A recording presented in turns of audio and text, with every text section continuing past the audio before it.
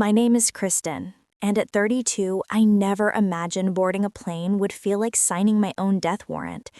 After 10 years of building a new life, Grandpa Harold's funeral forced me back to the home I had once fled. When Mom opened the door, her smile barely formed before Richard's fist slammed into my stomach. His words stung even more than the blow. "This isn't your house anymore."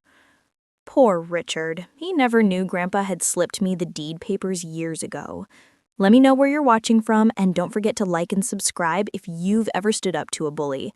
Trust me, what happens next is something you won't want to miss. The farmhouse where I grew up wasn't just a building, it was the heart of our family. Grandpa Harold had built it with his own hands back in the 60s, crafting each room with care and intention. The wraparound porch facing east caught the morning sun perfectly, and the kitchen windows offered a view of his prized vegetable garden, which fed us through every season. My childhood was filled with the smell of fresh earth and Grandma Rose's cinnamon rolls on Sunday mornings. When Grandma passed away when I was 8, Grandpa stayed strong, helping Mom raise me while she worked 2 jobs.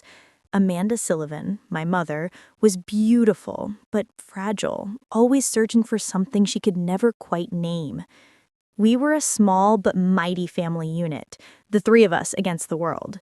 Grandpa taught me how to fix a leaky faucet, change a flat tire, and appreciate the value of what was ours. "This land is your birthright, Kristen," he would say, his weathered hands gesturing to the rolling 20 acres that had been in our family for generations. "Never let anyone take it from you." Life wasn't perfect, but it was ours. At least, until Mom met Richard Blackwell when I was 18. She brought him home after meeting him at the bank where she worked as a teller. He was charming at first, bringing flowers and complimenting Grandpa on his woodworking. I was preparing for college, excited about studying architecture, an ambition inspired by Grandpa's craftsmanship. The change in Richard happened so gradually that none of us saw it coming. His suggestions turned into criticisms. His helpful ideas became demands. Within 6 months of dating my mother, he had opinions about everything, from what she wore to how Grandpa should manage the property. "This place could be worth a fortune if you'd sell to developers," I overheard him telling Grandpa one evening. I stood frozen in the hallway, my heart pounding, as Grandpa firmly responded, "This land isn't for sale. Not now, not ever." The tension grew thicker after that. Richard moved in despite Grandpa's reservations. Mom seemed caught between her father and her new boyfriend. Her eyes grew shadowed, her laughter rarer. When she announced their engagement, Grandpa took me aside. "Your college acceptance is your ticket, little one," he whispered, his eyes sad but determined. "Get your education, build your life. Some battles can't be won head-on." The summer before I left for college was unbearable. Richard had taken over the east wing of the house, rearranging furniture and removing family photos that cluttered the aesthetic. When I found him tossing Grandma's handmade quilts into a donation box, something inside me snapped. "Those aren't yours to give away," I shouted, grabbing the box. Richard's face hardened into a mask I would come to know too well. "Your mother agrees this place needs updating," he said coldly. "Either get with the program or get out of the way." The final explosion came 3 days before I was scheduled to leave. Richard had thrown out Grandpa's collection of hand-carved birds, claiming they were gathering dust. Grandpa, normally so composed, went pale with anger. The shouting match that followed ended with Richard threatening to have the old man placed in a home. "This is still my house," Grandpa thundered, standing taller than his 70 years would suggest, "and it will never belong to someone who doesn't understand what it means to create something with your own hands." I left for Chicago with tears streaming down my face, Grandpa's tight hug still warm on my skin. As we said goodbye, he pressed a small metal box into my hand. "Don't open this yet," he whispered. "Keep it safe until you need it." The next 10 years passed in a blur of determination. I graduated with honors, secured a position at a prestigious architectural firm, and built a reputation for myself. My contact with home dwindled to birthday cards and occasional phone calls with Grandpa, who never complained but whose voice grew wearier over time.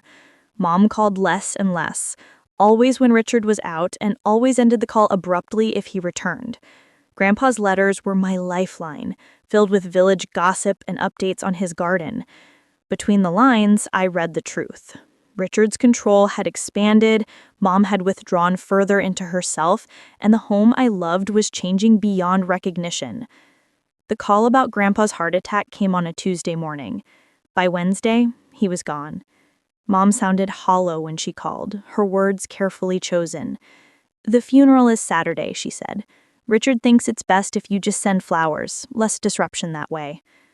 Something in her voice, a thread of the mother I remembered, made the decision for me. "I'll be on the first flight," I said, already booking the ticket. This small metal box Grandpa had given me had remained locked in my desk drawer all these years. Before I left, I placed it in my carry-on bag, knowing somehow the time had come. The flight from Chicago to my small hometown in Pennsylvania took less than 2 hours, but it felt like traveling back in time. As the plane descended, I could see the familiar rolling hills, now dotted with new developments and shopping centers. The town had changed, expanding in my absence, becoming something almost unrecognizable. "First time back?" the taxi driver asked as I climbed into his cab at the small regional airport. His friendly face was unfamiliar, another reminder of how long I had been gone. 10 years, I admitted, giving him the address I still knew by heart. His eyebrows raised slightly. "The old Sullivan place. Beautiful property. Shame about what's happening out there." My stomach nodded. "What do you mean?" He seemed to realize he might have spoken out of turn. Nothing. Just heard there might be some changes coming. Developers have been eyeing that land for years." The drive through town revealed more changes. The small bookstore where Grandpa bought me a new novel every birthday was now a vape shop. The diner where we celebrated my high school graduation had been replaced by a chain restaurant. By the time we turned onto the familiar gravel road leading to our property, my hands were shaking. The first sight of the farmhouse nearly broke me. The once immaculate white paint was peeling, the wraparound porch sagging in spots.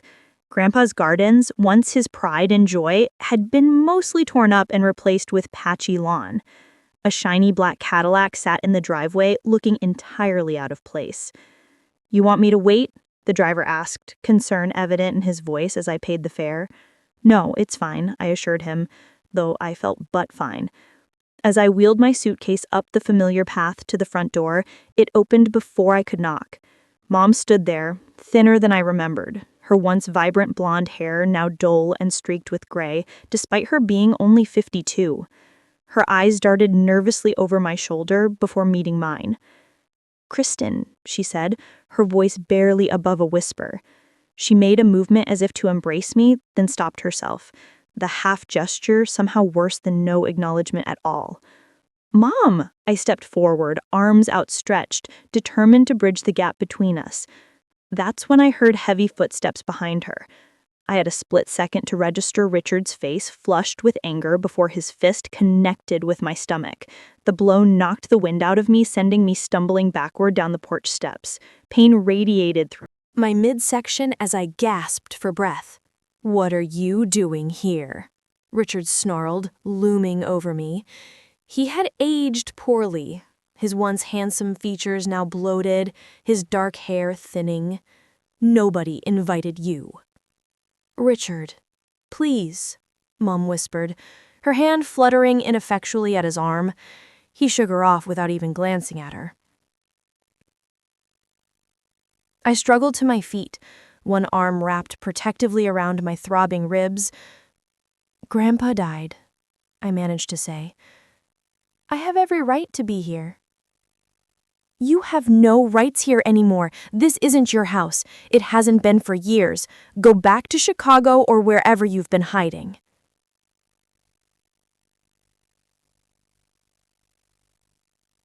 My voice carried enough to make nearby conversations pause. "I believe there's been a misunderstanding about the future of the Sullivan property." Richard's face darkened as he turned to face me. "This is a private business discussion," he hissed, "and none of your concern." "Actually, it's entirely my concern," I countered, feeling a strange calm despite the tension crackling between us. No development decisions can be made without my approval. Christian's mom appeared at Richard's side, her voice pleading, "Don't make a scene, not at your grandfather's funeral." "I'm not the one making plans to bulldoze his legacy before he's even in the ground," I replied, unable to keep the edge from my words. Richard grabbed my arm, his fingers digging painfully into my flesh. "You need to leave now." Several people were watching. I saw Uncle James moving toward us, concern on his face. The businessmen looked uncomfortable, clearly not expecting family drama. "Take your hand off me," I said clearly, "or I'll add assault to the list of things we'll be discussing with the authorities." Richard's grip tightened momentarily, then released. "You always were a troublemaker," he said, his voice low but carrying. "Coming back here stirring up problems when your mother is grieving? Selfish, just like your father." The mention of the father I had never known was calculated to hurt, but I refused to take the bait. "Gentlemen," I addressed the businessmen directly, "I suggest you verify who actually has legal authority to make decisions about the Sullivan property before proceeding with any plans. You might find the situation isn't as straightforward as you've been led to believe." I walked away, heart pounding but head high. As I headed for the door, needing air and space, Aunt Patricia, Uncle James's wife, caught up with me. "Kristen, wait," she said, guiding me to a quiet corner. "There's more you need to know. Your mother, we're worried about her. She's not been herself. She stopped coming to book club, socials, even family dinners. Richard controls everything. Money, phone calls, who visits. Classic isolation tactics." The pieces were falling into place, each one more disturbing than the last. "Has he hurt her?" I asked, dreading the answer. Aunt Patricia's hesitation told me everything. "We've suspected," she said finally, "but Amanda denies it, makes excuses, and lately we haven't been able to see her alone at all." I squeezed her hand, promising to stay in touch, and continued toward the exit. In the small church entryway, I nearly collided with an elderly man in a well-worn suit. "Kristen Sullivan," he said, adjusting his glasses. "Martin Atwood. I was your grandfather's attorney." "I've been hoping to speak with you, Mr. Atwood. I recognized the name from the documents Grandpa had given me. I was planning to call your office Monday." He glanced over my shoulder at the reception. "Best not to discuss matters here. Can you come to my office tomorrow, 9 a.m.? There are things your grandfather wanted you to know, provisions he made." Before I could ask more questions, I felt a presence behind me. Richard stood there, eyes narrowed as he looked between Martin and me. "Passing along gossip to the prodigal granddaughter, Atwood?" His tone was light, but the threat underneath was unmistakable. "Passing along condolences, Mr. Blackwell, nothing more." Richard's eyes locked with mine, a clear message in them. This isn't over. I lifted my chin, meeting his gaze steadily until he turned and stalked back to the reception. I left shortly after, the weight of revelations and unanswered questions heavy on my shoulders. Back at the motel, I spread Grandpa's documents on the bed, examining each one carefully. With determination replacing the fear that had initially gripped me, I began making notes and organizing questions for Martin Atwood. That night, my resolve grew stronger than my grief. Grandpa had given me the tools to fight back. Now I just needed the courage to use them. The offices of Atwood & Sons occupied the second floor of a red brick building on Main Street, the same location where they had dispensed legal advice to the community for 3 generations. The waiting room was unchanged from my childhood visits with Grandpa. Comfortable leather chairs, potted ferns, and framed black and white photos of the town's history. Martin Atwood greeted me with a firm handshake, ushering me into his private office where thick legal volumes lined the walls and a large window overlooked the town square. "Your grandfather was one of my dearest friends," he said, once we were seated, "and a great deal more perceptive than Richard Blackwell ever gave him credit for." "I'm beginning to understand that," I replied, placing the metal box on his desk. "I found these documents. I'm hoping you can help me make sense of them." Martin opened the box, nodding as he reviewed the contents. "Harold came to me almost immediately after your mother married Richard. He had concerns about Richard's character and his intentions toward the property." "The deed transfer," I said. "Was it legally binding?" "Absolutely," Martin confirmed, tapping the document. "Harold structured it very carefully. He transferred ownership to you while maintaining life rights for himself. Your mother was aware of this arrangement and signed off on it, though I doubt she told Richard. The property cannot be sold or substantially altered without your consent." Relief washed over me. "Then Richard's plans for development cannot proceed," Martin finished, But that's not all you need to know. He reached into a drawer and withdrew a thick file. Your grandfather documented everything. Richard's attempts to pressure him into selling, the arguments. He even recorded some of Richard's more threatening statements. Eyes widened. Grandpa recorded him? Martin nodded grimly. After the second time Richard suggested Harold might be better off in a care facility, Harold started carrying a small recording device, legal in Pennsylvania with one-party consent. The recordings paint a disturbing picture of coercion, especially after Harold's health began to decline. He slid a sealed envelope across the desk. Your grandfather left this for you as well. He asked that I give it to you personally if anything happened to him. With trembling fingers, I opened the envelope, recognizing Grandpa's handwriting immediately. My dearest Kristen, it began. If you're reading this, I've passed on, and Martin has determined it's time for you to know the whole truth. I've tried to protect both you and your mother, but Richard is a dangerous man, more dangerous than I initially realized. After you left for college, things deteriorated quickly. Richard isolated your mother, convinced her that her depression was worse than it was, that she needed him to manage everything. By the time I understood what was happening, she was already dependent on him emotionally and financially. I've documented his attempts to gain control of our property. He doesn't know about the legal protections I've put in place, and I've let him believe I might eventually be persuaded to sell. This buys time, but it won't last forever. The most important thing I've discovered is that Richard isn't who he claims to be. He has a history of targeting vulnerable women with assets, marrying them, and then taking control of their property. Martin has the details of 2 previous cases in other states. I'm sorry to place this burden on you, Kristen, but you're strong. Stronger than you know. I've always believed you have your grandmother's spirit, the kind that bends but never breaks. Whatever happens, remember that the land is your birthright.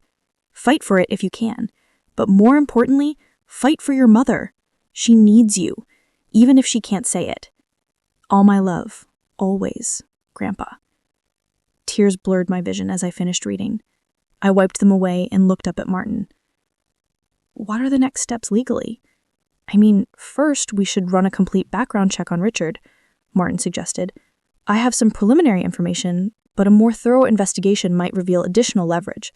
Second, we need to document any damage or unauthorized changes to the property, Martin continued.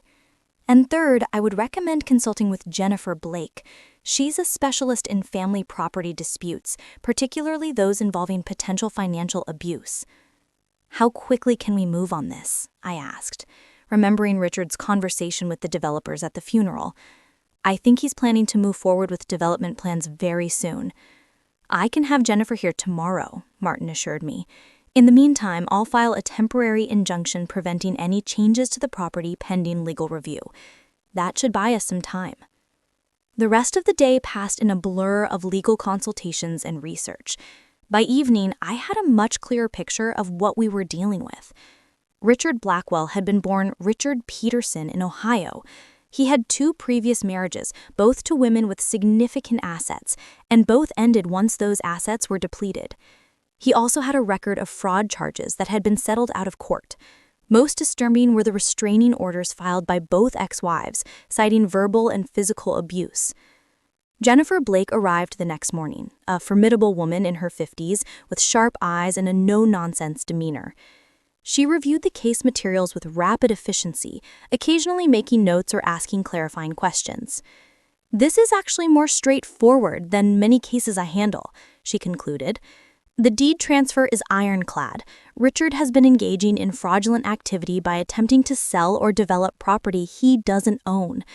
The recordings your grandfather made provide clear evidence of coercion and elder abuse. What's more concerning is your mother's situation.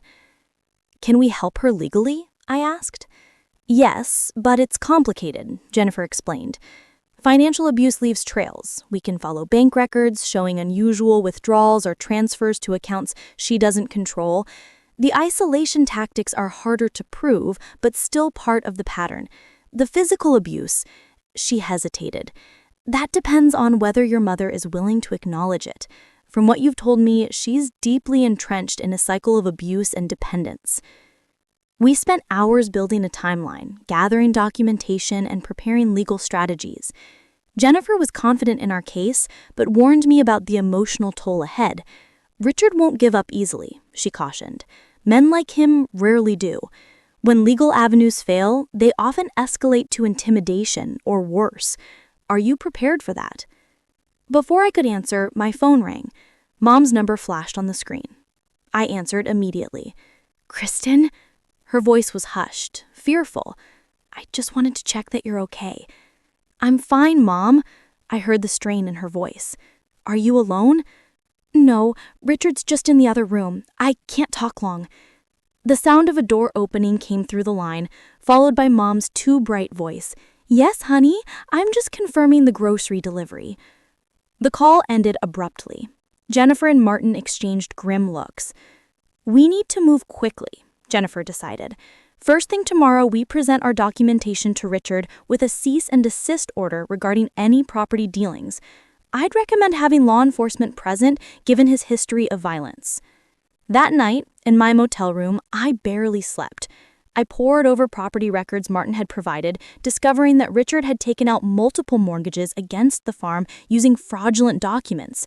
The money, nearly $300,000, had vanished into accounts we couldn't yet trace. The beautiful home Grandpa had built and maintained was being systematically stripped of its value, just as Mom was being stripped of her identity and independence. As dawn broke, I made my decision. This wasn't just about property anymore. It was about justice, family, legacy, and most importantly, rescuing my mother from the prison Richard had constructed around her. With Jennifer's legal expertise and Grandpa's foresight backing me, I was ready to confront the man who had stolen so much from us. The morning sun cast long shadows as Jennifer's sleek sedan pulled up to the farmhouse, followed by a police cruiser I had requested as a precaution. Officer Davis, who had gone to high school with me, nodded solemnly as he joined us at the front gate. Domestic situations can be volatile, he reminded us. I'll be present for peacekeeping only, unless laws are being broken in my presence. Jennifer Blake looked impeccable in her charcoal suit, her briefcase containing all the documentation we'd need. I smoothed down my blouse, fighting the flutter of anxiety in my stomach. This was it, the confrontation I had been both dreading and preparing for since discovering Grandpa's documents. Richard answered the door, his expression shifting from irritation to wariness when he spotted Jennifer and the police officer. "What's this about?" he demanded, blocking the entrance. "Legal matters concerning the Sullivan property," Jennifer replied crisply. "Is Amanda Sullivan Blackwell available as well? The discussion concerns her interests, too." "She's resting," Richard said, his knuckles whitening on the doorframe. "Come back another time." "Richard? Who is it?" Mom's voice called from inside, followed by her appearance in the hallway behind him. She looked even more tired than she had at the funeral, her hair hastily pulled back, wearing a faded house coat, despite it being nearly 10 in the morning. "Mom," I called, "we need to talk to you both. It's important." Richard's jaw tightened, but with the police officer present, he grudgingly stepped aside. 20 minutes, that's all." The interior of the house struck another blow to my heart. The warm, welcoming space I remembered had been transformed. Grandpa's handcrafted furniture was gone, replaced by gaudy, mass-produced pieces. Family photos had disappeared from the walls, now painted a sterile white. Even the worn but beautiful Persian rug Grandma had cherished had been replaced by beige wall-to-wall carpeting. We gathered in the living room, Mom perching nervously on the edge of the sofa, while Richard remained standing, arms crossed defensively. "Mrs. Blackwell, Mr. Blackwell. I'm Jennifer Blake, representing Kristen Sullivan in matters relating to the ownership and disposition of this property. I have documentation confirming that legal ownership of this property was transferred to Kristen 10 years ago, with life rights reserved for Harold Sullivan until his passing." Richard's face flushed dark red. "That's absurd! The old man had no right." "He had every right," Jennifer interrupted, sliding the deed transfer papers across the coffee table. "Mrs. Blackwell was aware of and consented to this arrangement at the time." Mom's eyes widened as she looked at the paperwork. "Dad did this?" "Furthermore," Jennifer continued, "we have evidence that Mr. Blackwell has attempted to sell portions of this property and has taken out fraudulent mortgages using forged signatures." She produced copies of the mortgage documents, pointing to the signature lines. These are not Kristen's signatures, nor Harold's, yet they purport to be. Richard's composure cracked. This is a setup. Harold was senile. These documents won't hold up in court. They already have, Jennifer countered smoothly. Judge Watkins reviewed them this morning and has issued a temporary freeze on all financial activities related to this property. Additionally, we've submitted a formal complaint regarding the fraudulent mortgages to the district attorney's office. Richard lunged forward, suddenly grabbing for the documents. Officer Davis stepped between us immediately. "Sir, I need you to calm down," he warned, his hand moving to his belt. "This is my house. These women have no right to come in here with their lies and accusations." "Actually, it's my house," I said quietly, but firmly. "It has been for 10 years. Grandpa made sure of that because he saw exactly who you were." Richard's face contorted with rage. He took a step toward me, but Officer Davis blocked his path. "Sir, back up now," he ordered more firmly. "Do you know what I've put up with?" Richard snarled, turning his fury toward Mom. "Your father's constant interference, your daughter's ingratitude. I've worked to improve this backward property, to make something of it, while you've done nothing but mope around feeling sorry for yourself." Mom shrank back, years of conditioning making her fold inward under his verbal assault. Something inside me snapped. "Don't talk to her like that," I said, stepping forward. "Not ever again." Richard's attention swung back to me. "You," he hissed. "You've never belonged here, just like your worthless father, always thinking you're entitled to what others have built."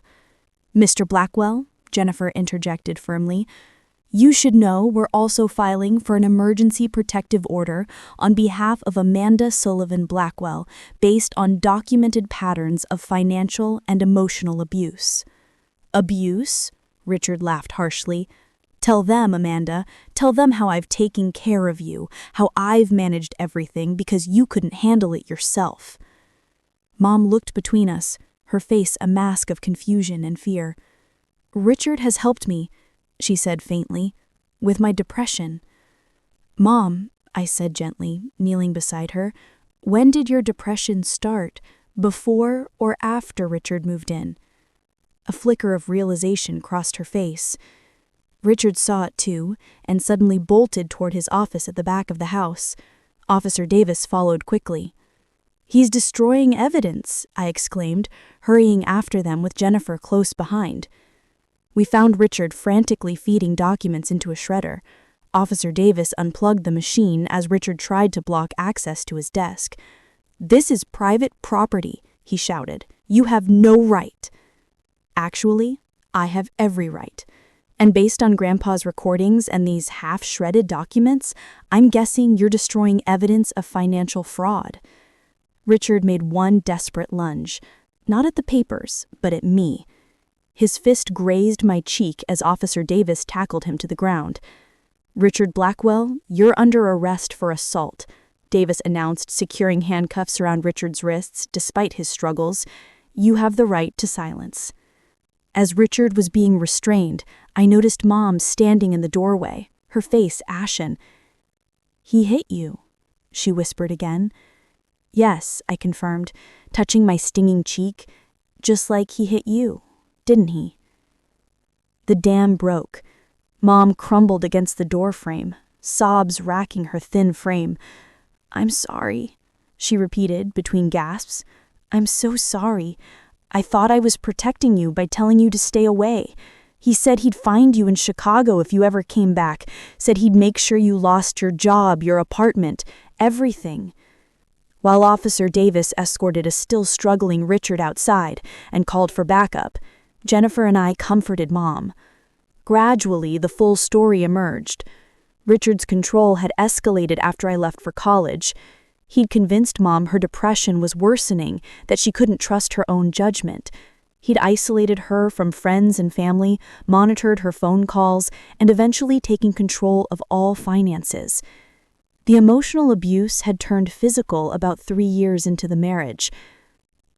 "Dad knew, didn't he?" Mom asked as we sat at the kitchen table, a space so different from the warm heart of the home it had once been. "He suspected," I confirmed. That's why he legally protected the property. He was trying to protect both of us. A second police car arrived, and officers discovered more than just fraudulent financial documents in Richard's office. There was an unregistered handgun, forged identification papers, and evidence suggesting Richard had victimized other women before Mom. By evening, the immediate crisis had passed. Richard remained in custody, charged with assault, fraud, and several other offenses. Additional charges were pending as the investigation expanded. Mom, exhausted, but finally free of Richard's oppressive presence, fell asleep in her old bedroom upstairs. I wandered through the altered house, grief and determination mixing as I catalogued the changes. The beautiful oak sideboard Grandpa had built for Grandma's 40th birthday, gone. The handmade quilts, the family photos, the small treasures that had made this house a home, all vanished. In Grandpa's former workshop, now converted into a storage room cluttered with expensive golf clubs and boxes of Richard's possessions, I found a single remaining piece of Grandpa's craftsmanship. Pushed into a corner was the small cedar hope chest he had made for my 16th birthday. Inside, miraculously preserved, were photo albums and family mementos Mom had managed to hide from Richard's purges. As I sat on the workshop floor, turning pages filled with images of happier times, I made a silent promise to Grandpa. I would restore what Richard had tried to destroy. Not just the physical house, but the sense of safety, love, and belonging that had once filled it. For Mom, for myself, and for the legacy Grandpa had fought so hard to preserve. The weeks following Richard's arrest unfolded in a whirlwind of legal proceedings, emotional revelations, and cautious steps toward healing. Jennifer Blake proved invaluable, deftly navigating the complex intersection of criminal charges against Richard and the civil actions needed to reclaim what he had stolen. The preliminary hearing was scheduled quickly due to the severity of the charges. Richard, denied bail as a flight risk after investigators discovered a hidden bank account and passport under an alias, appeared in court in an orange jumpsuit, a stark contrast to his usual polished appearance. Mom, despite her initial reluctance, agreed to testify. I sat beside her in the courtroom, watching her hands tremble as she detailed years of isolation and abuse. "He told me no one else would want me," she said, her voice growing steadier as she continued, "that I was lucky he was willing to take care of someone so broken. When I questioned anything, he would remind me of my depression, say I wasn't thinking clearly." As her testimony progressed, the prosecutor established a clear pattern. Richard had methodically separated Mom from her support network, controlled her medication, managed all finances, and created an environment where she doubted her own perceptions and capabilities. "Did he ever threaten your daughter?" the prosecutor asked. Mom nodded, tears welling. "He said he had connections in Chicago, that if Kristen interfered, he could make sure she lost her job, her apartment, that accidents happen all the time in big cities." Richard's face remained impassive throughout, but I caught the momentary tightening of his jaw, the flash of cold rage in his eyes when Mom revealed his threats. Outside the courthouse, we found unexpected support. Neighbors I hadn't seen in years approached with casseroles, offers to help with repairs on the farm, and sincere apologies for not recognizing what was happening sooner. "We should have checked on Amanda more often," Mrs. Jensen said, embracing Mom gently. "We should have pushed harder when Richard started turning us away at the door." "He was very convincing," Mom replied, the ghost of a genuine smile crossing her face. "But I'm done being convinced." Back at the farm, we faced the daunting task of recovery on multiple fronts. The house itself needed considerable work after years of Richard's neglect of anything that wasn't immediately visible to visitors. More challenging was helping Mom reclaim her sense of self after a decade of systematic erosion. I hired Sarah Patel, a therapist specializing in domestic abuse recovery, who began meeting Mom 3 times a week. Initially, Mom resisted, insisting she was fine now that Richard was gone. But Sarah's gentle persistence slowly broke through those defenses.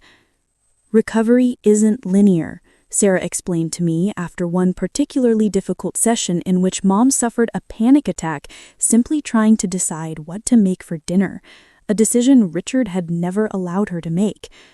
There will be setbacks, moments where the old patterns reassert themselves. The key is consistency. Richard. It was about ensuring I would have the time and space to recognize its true value. Mom found her own path to healing by reconnecting with the community Richard had systematically isolated her from. She rejoined her church choir, resumed friendships with women who welcomed her back without judgment, and slowly reclaimed her place in the social fabric of our small town. Her tentative friendship with Daniel from the bookstore blossomed gradually. Their first official date to the county fair sent her into a flutter of anxiety that reminded me she was still recovering. What if I don't remember how to just be with someone? She fretted, changing outfits for the third time. What if I say the wrong thing? There is no wrong thing, I assured her. Daniel likes you for who you are, not who you think you should be. This simple truth, the permission to be authentically herself, had been denied to her for so long that reclaiming it was perhaps her greatest act of courage. My own unexpected romance developed with James Mercer, the local veterinarian who had treated the elderly farm cat we discovered living in one of the outbuildings shortly after Richard's departure. James, with his quiet competence and respect for boundaries, couldn't have been more different from Richard. Our relationship progressed at a careful pace, built on friendship first and a shared love for the land. The most profound healing, however, came through our work with the Reclaim Foundation, a small nonprofit we established to help domestic abuse survivors navigate the legal and financial challenges of rebuilding their lives. Using our experience and a portion of the proceeds from selling a small, undeveloped section of the property, we created resources specifically addressing property rights and financial recovery. When you're trapped in abuse, the practical barriers to leaving can seem insurmountable, Mom explained during an interview with the local paper about the foundation. Where will you live? How will you support yourself? What legal rights do you have? We're trying to answer those questions before they become roadblocks. On Grandpa's birthday and late April, we held a planting ceremony in his honor. The entire extended family gathered to plant a young oak at the edge of the community garden, its roots destined to grow deep into the soil he had tended so faithfully. As we patted the earth around the slender trunk, Uncle James cleared his throat. Harold once told me that good land will outlive us all if we treat it right, but what matters most is what we build on it, not structures, but connections. Look around today. He built this family, this community, this legacy of caring for each other and the earth we share.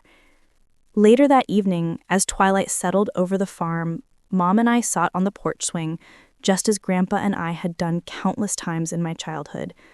The familiar creak of the chains, the scent of fresh earth and growing things, the gentle chorus of spring peepers from the creek, all combined in a moment of perfect peace.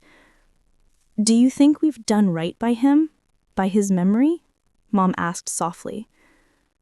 I considered the question seriously, looking out over the land that had nearly been lost but was now flourishing in new ways.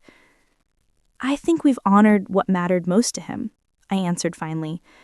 Not by freezing everything in time, but by making sure his values continue, caring for the land, creating something meaningful with our hands, standing up for what's right, even when it's hard, especially when it's hard. Mom nodded, leaning her head briefly against my shoulder. I wish I'd found my courage sooner, but I'm grateful I found it at all. Grandpa used to say courage isn't about not being afraid. It's about being afraid and doing the right thing anyway. By that measure, you're the bravest person I know. The home I had returned to reluctantly 1 year ago had transformed, just as we had, not by forgetting the past or pretending the pain hadn't happened, but by acknowledging it, learning from it, and choosing to build something new and stronger on the foundation that remained.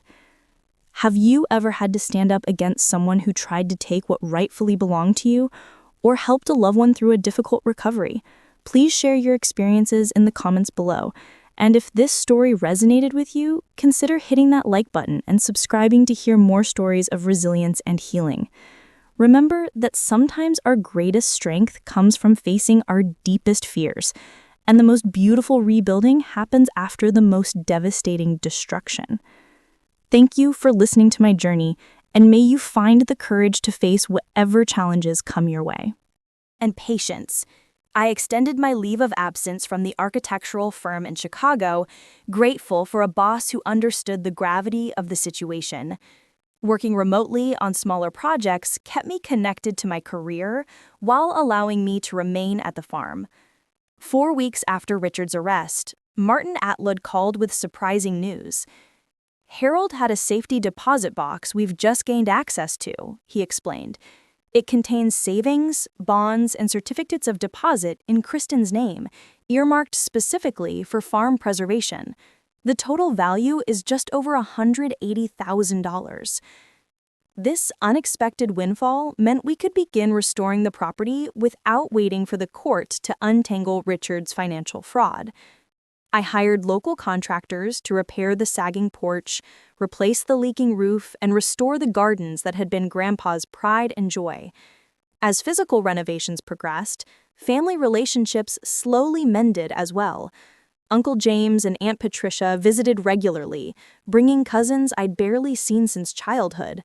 Mom initially withdrew during these visits, shame over what she saw as her failure, making social interactions painful. But with each gathering, her confidence grew incrementally. Not all progress was smooth. 6 weeks into the legal proceedings, Richard's court-appointed attorney approached Jennifer with a proposal. Richard would relinquish all claims to the property and agreed to a quick divorce if Mom would decline to testify about the physical abuse in his criminal trial. "He's desperate," Jennifer explained as we discussed the offer. "The fraud charges alone could put him away for years, but the domestic violence charges in addition would essentially guarantee maximum sentencing." To my shock, Mom initially considered the offer. "Maybe it would be easier," she suggested timidly, "to just move forward without dragging everything into public view." This triggered our first real argument since my return. "He doesn't deserve an easier sentence," I insisted. "Not after what he did to you, to us, to Grandpa." Mom's eyes flashed with a spark of the woman she'd once been. "Don't you think I know that? But testifying means reliving every moment, Kristen. Every slap, every push, every time I was too afraid to stand up for myself or for Dad." We reached an impasse that evening, retreating to separate rooms with the question unresolved. The next morning, I found Mom sitting on the newly repaired porch, watching the sunrise, a habit of hers from before Richard. "I'm going to testify," she said simply as I joined her. "Not just for us, but for whoever might come after me if Richard gets out sooner rather than later." The decision cost her. Each pretrial hearing left her exhausted. Each deposition drained her newfound strength. But something was changing too. A steely resolve was taking root as she reclaimed her narrative. Meanwhile, I continued the practical work of restoration. While clearing Grandpa's workshop to convert it back to its original purpose, I discovered a cache of his hand-carved birds, carefully wrapped and hidden behind a false panel.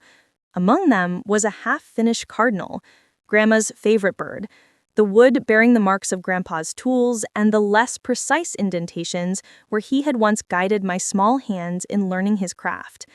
These tangible connections to our past became touchstones for healing. Mom began cooking again, tentatively at first, then with growing confidence, as she rediscovered recipes that had once brought her joy. I relearned the rhythms of the farm, the seasonal tasks that had structured my childhood years. 7 months after my return, we hosted our first family dinner in the restored dining room. The table, a replica of Grandpa's original creation, crafted by a local woodworker who had apprenticed with him years before, held more food than the 6 of us could possibly eat. Mom had spent 2 days preparing, a nervous energy driving her to recreate the Sunday dinners of my youth. To new beginnings, Uncle James toasted, raising his glass, and to Harold, who made sure this family had a second chance. As we ate and shared stories, some sad, many joyful, I watched Mom gradually relax, occasionally even laughing the rich, uninhibited laugh I remembered from childhood. The sound filled a space in my heart I hadn't realized was empty until that moment. Later that night, as we washed dishes side by side, Mom bumped my hip gently with hers, a playful gesture from before. "Thank you," she said simply, "for coming back, for fighting." "We both fought," I corrected her. "We're still fighting." She nodded, hands steady as she dried a serving ball. "Yes," she agreed, "and this time we're winning." 1 year after I boarded that flight home for Grandpa's funeral, the farm had transformed almost as much as we had. The white farmhouse gleamed in the spring sunshine, its wraparound porch restored to its former glory. Grandpa's gardens flourished again, though now with my own architectural touches incorporated into the landscape design. The workshop hummed with activity as I divided my time between remote architectural projects and learning the woodworking skills Grandpa had begun teaching me decades earlier. Richard's legal troubles concluded with a decisive victory for justice. The evidence against him, bolstered by Mom's brave testimony and documentation from previous victims who came forward during the investigation, resulted in a 15-year sentence for multiple counts of fraud, forgery, assault, and elder abuse. The divorce was finalized, with Mom reclaiming her maiden name of Sullivan. "Amanda Sullivan," she said the day the papers arrived, practicing the sound of her reclaimed identity. I'd almost forgotten who she was. The woman standing before me bore little resemblance to the hollow-eyed, frightened person who had stood silently while Richard struck me that first day. Mom, at 53, had rediscovered her strength. Her hair, freed from Richard's preferred dull brown dye, now showed its natural silver streaks. She had gained healthy weight, her movements no longer tentative and apologetic, but purposeful. Her weekly therapy sessions continued, but now focused more on growth than trauma. Sarah, her therapist, often remarked on the remarkable resilience Mom had demonstrated once freed from Richard's influence. "Some people rebuild their lives," Sarah told me during a joint session. "Your mother is reinventing hers. There's a difference." That reinvention included dividing her time between volunteer work at the local women's shelter and part-time employment at Riverdale Books, the new independent bookstore that had opened downtown. The owner, Daniel Matthews, a kind widower in his late 50s, had become a regular visitor to our Sunday dinners, a development I watched with quiet satisfaction. My own decision to split my time between Chicago and the farm had evolved naturally. The prestigious architectural firm I'd worked for initially balked at a permanent remote arrangement, but my portfolio and reputation gave me leverage to negotiate. 3 weeks in Chicago, 3 weeks at the farm, created a rhythm that honored both parts of my identity, the urban professional and the country girl with soil under her fingernails. The most significant transformation of the property came from a decision that would have made Grandpa proud. We converted 5 acres of the farm into a community garden project, creating individual plots local families could use to grow their own produce. The waiting list grew quickly, and the formerly neglected land now buzzed with activity from spring planting through fall harvest. "Your grandfather always believed land should be productive," Martin Atwood remarked during one of his regular visits. "He'd approve of how you've honored his legacy while making it your own." Martin's observation captured what I'd come to understand about Grandpa's wisdom. He hadn't preserved the property simply out of sentimentality or stubbornness. He'd recognized that the land represented something more valuable than its market price: roots, history, and the foundation for future growth. His foresight in legally protecting it wasn't just about thwarting Richard's greedy desires,